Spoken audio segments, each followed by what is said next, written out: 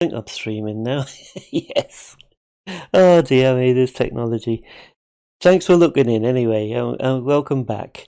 And thank you for your patience. These things are sent to try us, I think. Anyway, tonight's show, we've got two video slideshows. One from Angela Mack, who attended Bourne School. Most of her photographs are of landmarks of Singapore. And then we have Maurice Hann, who was a teacher. I think he with the Gurkhas section mainly, because most of his photographs are of the Gurkhas. So he taught in Bourne. We also have our guest speaker tonight is Tony Taucher, who organises the Scottish reunions at Grantully. And what I was going to do, hi Hilary, hi Sheila, and John, welcome to the show. When I started this off, it was going to be for the lockdown. I wanted something to do, so I thought, well, I'd do this. And I wasn't intending to do it for very long, really, just during a lockdown. But it has been going really well. Never mind the mistakes I make and all the things that goes wrong, but that makes life interesting. But anyway, because it's going so well, I decided, well, we'll carry on with it. But obviously, come next year, I'll be doing my travels as well and reunions. So I've roped in Steve Barry to give me a hand, and no doubt there'll be a few more people that I'll call upon to contribute and take part. So the format probably will change over time. Having said that, Steve's initial interview with Dave Jordan is going to be in the next broadcast, hopefully. So they'll be talking about the music scene in the 60s in Singapore. So, who's looking in? Oh, there's quite a few in at the moment now. Oh, Tony's in. Good. And Maureen and... yeah. Oh, wait a minute. There's some more. Oh, we're getting quite a lot. Okay. So off we go. Oh, before I start the video, I must say that I've still got a few naval badges left. Royal Naval School, Singapore. There's the old saying, you can't give them away. Well, I think that's proving true at the moment. So anyway, you know the routine. If your siblings or yourself attended the school and you want a badge, just drop me an email at admin@singers.co.uk. Okay, here's the first video slideshow from Maurice.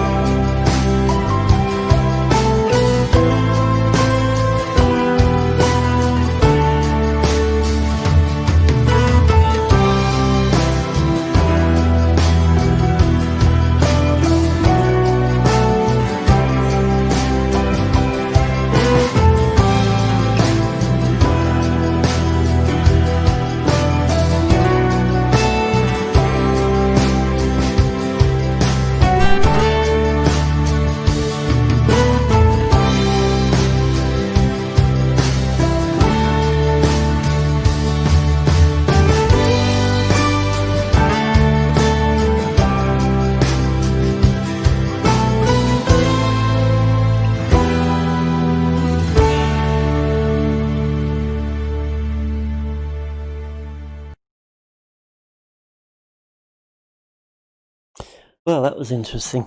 The next one is our guest, Tony. I think he's known to a lot of people because he's regular around the reunions, and obviously he organises the Scottish one. So without further ado, we'll go straight in. Welcome to the program, Tony. You're well known amongst the reunion circuit because you've obviously been going to a lot of them over the years. But 5 years ago, you decided to have one yourself up in your hometown of Grantully.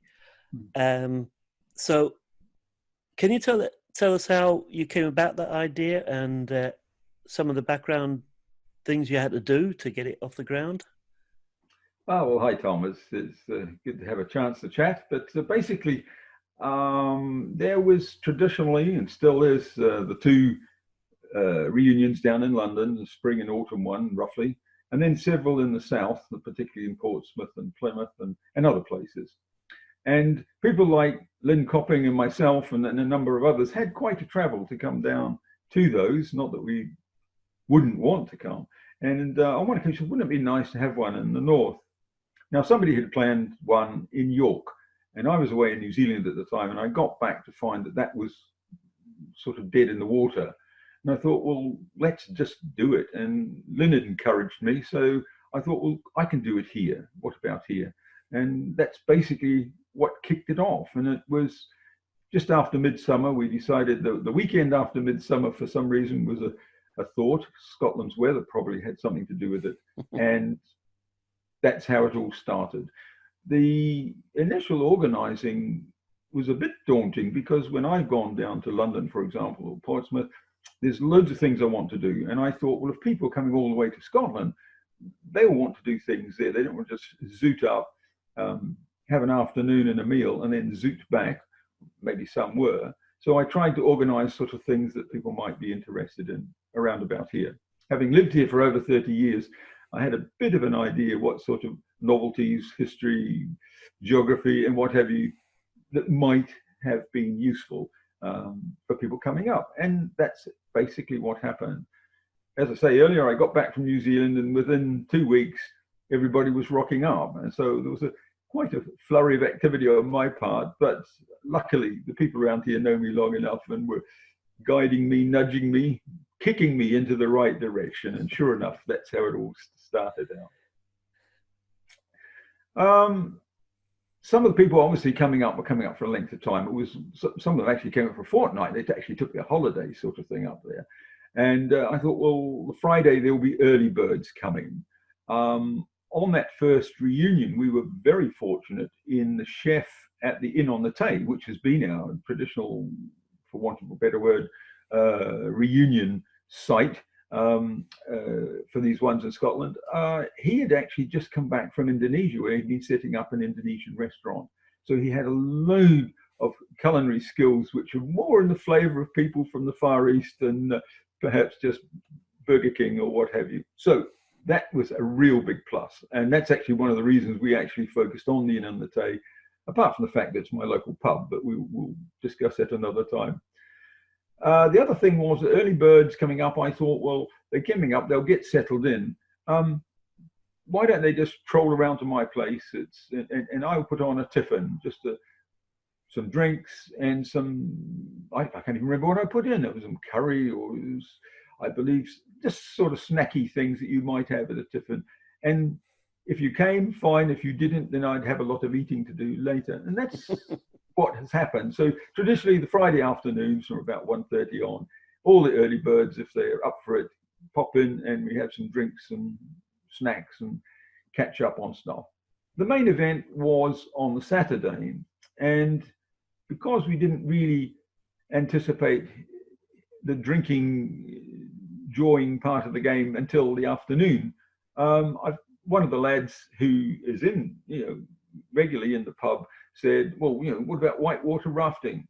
And I thought, right, well, we can try it. If nobody comes, nobody comes. And it actually set off quite well. And the first whitewater rafting was a rather gentle one, really, although the pictures would tell you otherwise, down the River Tay, which is the boundary between where I live and where Grantully, the town, is on the other side. And we had a wonderful time. It was actually quite a winner. And so every year we've been whitewater rafting if people wanted to do it. That actually took off. The last one we had, because the team had moved to the other side, further north from the Tay Valley into the Tummel Valley, what we didn't realize that this is one of, and probably in Britain, one of the most, what they call technical raft rides down the river, but we didn't really realize that. A few people got online and very quickly thought, God, I'm not doing that. But the simpler folk like myself, we said, oh, it can't be all that bad. Other people do it. And it was marvelous. It was an absolute experience that I was ready to do it again. It was such good fun. And we had really skilled guides.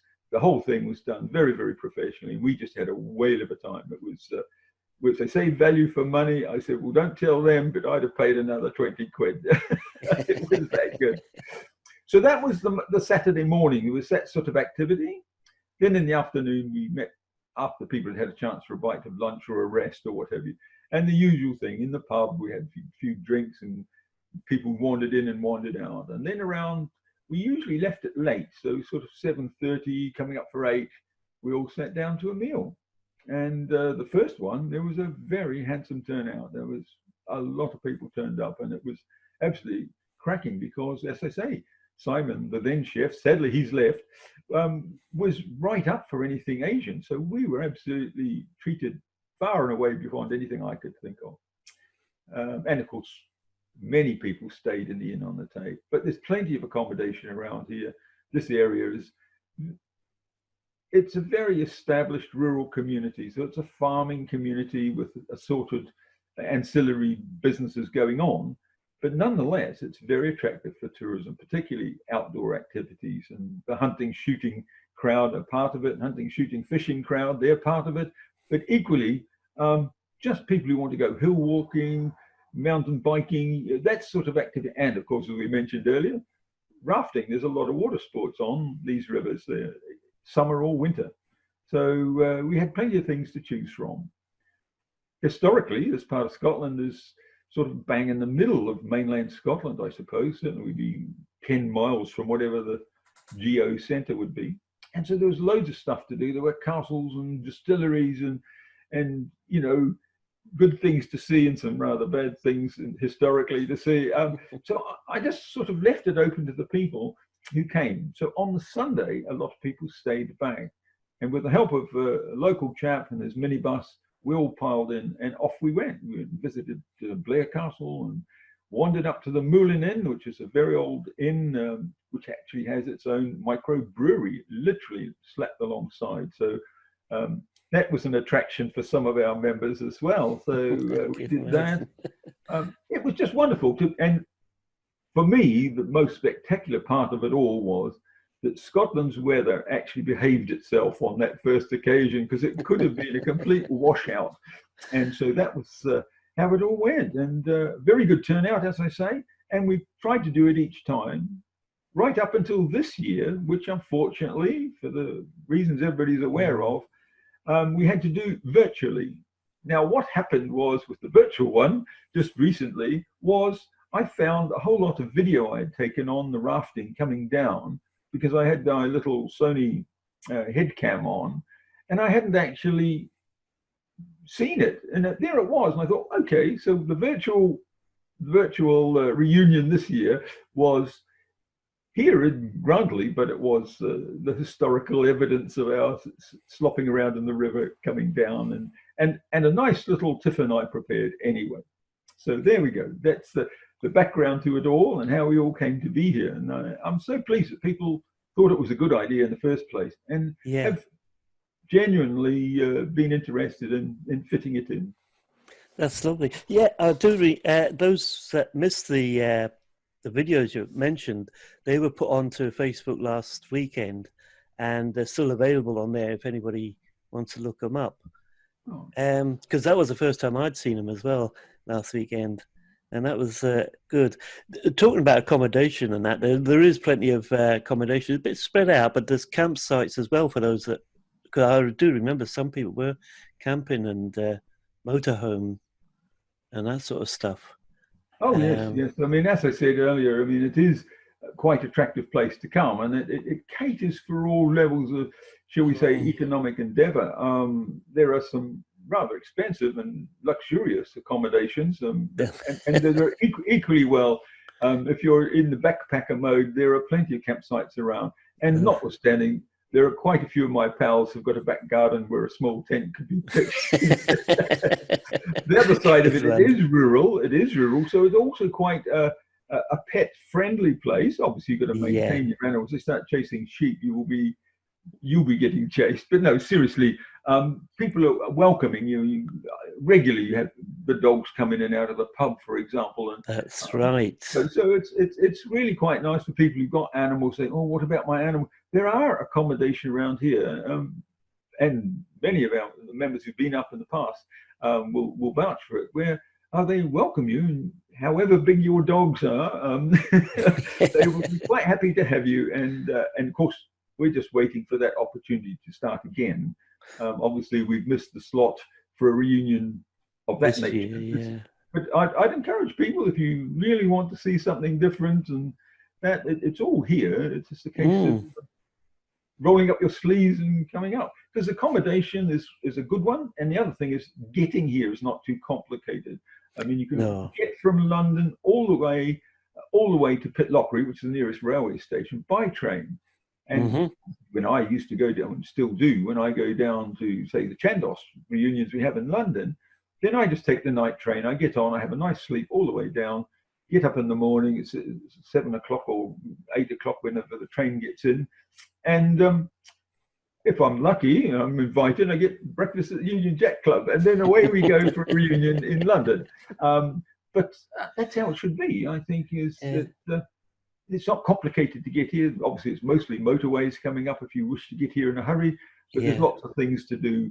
And of course, people coming up have family in other places. So I know people that's gone through York, for example, and stayed a couple of nights with family there, or in the Lake District for the same reason. So mm. you can make a bit of an adventure of it, and then finally get up here, and we'll spoil you as best we can.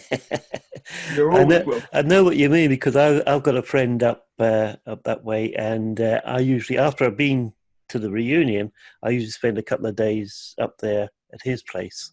Oh, great. So it's nice and handy for me. It is The indeed. other the other handy thing I was going to mention there was if you've got a sweet tooth, is that there's a chocolate factory just across the road from the Inn on the Tay, Oh, isn't yes. there? Oh, yes. It's a very lucrative business. And of course, with the lockdown, businesses like that were actually very fortunate because a lot of their trade is by post and Yeah. courier.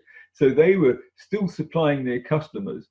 I haven't checked with Ian to see whether that's the truth of it, but I suspect that with a lot of people being locked down, they had a even more sweet tooth needing to be catered to. And so I suspect he wasn't doing too badly out of it. But it is one of those businesses which obviously had to have its staff, but very limited and very small numbers, and they could Yeah, maintain that business quite well. So they, obviously the shop that you could wander in and buy things that's wasn't right. open, of course, but their little, as you call it, the factory around the back, which normally you can sit and watch them doing all their wonderful Mm, stuff. But it is a rather upmarket place, so it it does yeah, seem rather. it's But they cost a few are. I pennies. mean, Yeah. but they are, in all fairness, they are very well known internationally, and they got Mm, loads of certificates of merit and awards for the best chocolates in the world and this sort of stuff. So we're dealing with people who know what they're doing, and it's lovely. And it's lovely to have them just 150 yards from where I live. So yeah, it's all good. yeah, excellent.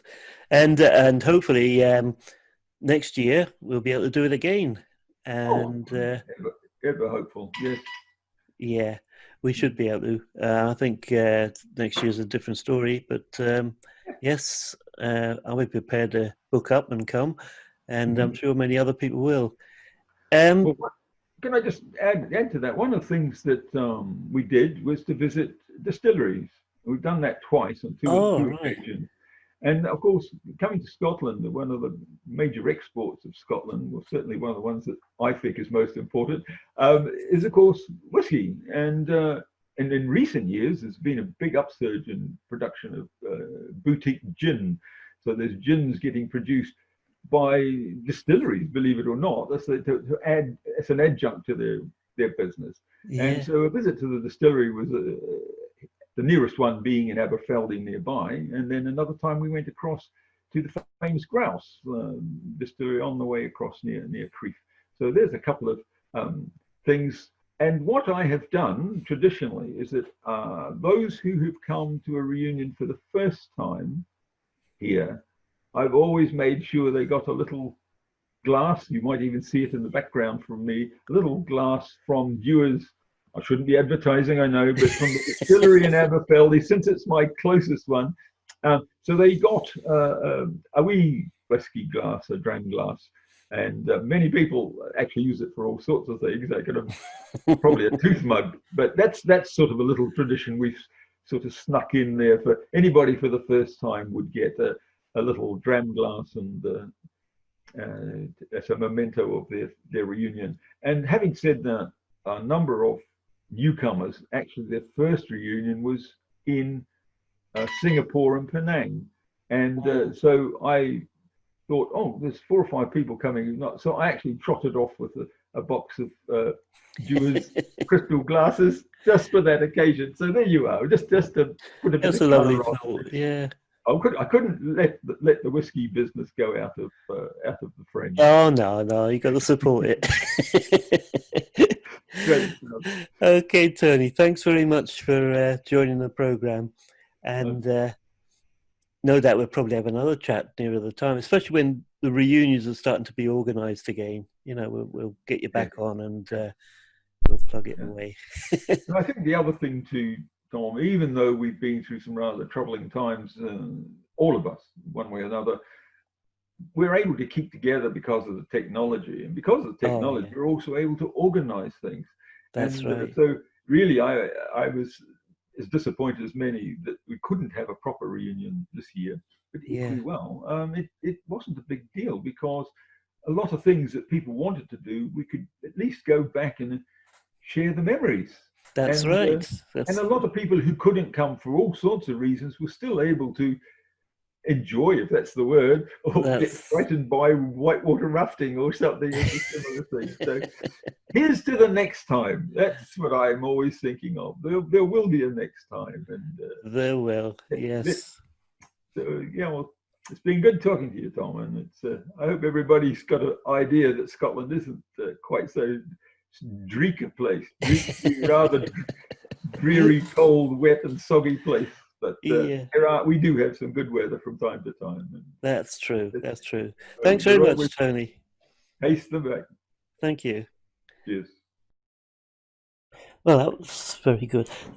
I want to thank Tony for agreeing to do the interview. As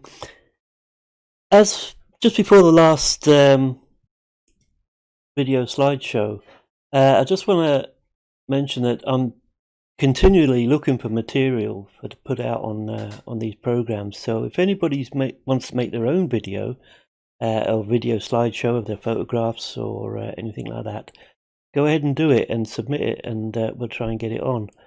And of course, if you're willing to help in any way, that as well. Okay, so the last show before the fortnight's time, and we've got Angela Mack up next. The next show is we're going to have Steve Barry interviewing, hopefully. So that'll make a change from me doing the interviews. Okay, we'll finish off with this last slideshow, and I'll see you in a fortnight's time.